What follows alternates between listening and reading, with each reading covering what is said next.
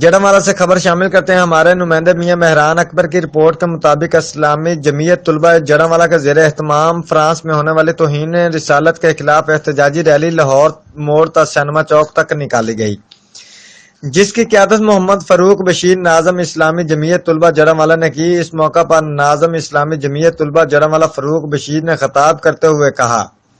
کہ نبی اکرم سے محبت ہمارے ایمان کا حصہ ہے، مغرب آزادی اظہار کی آڑ میں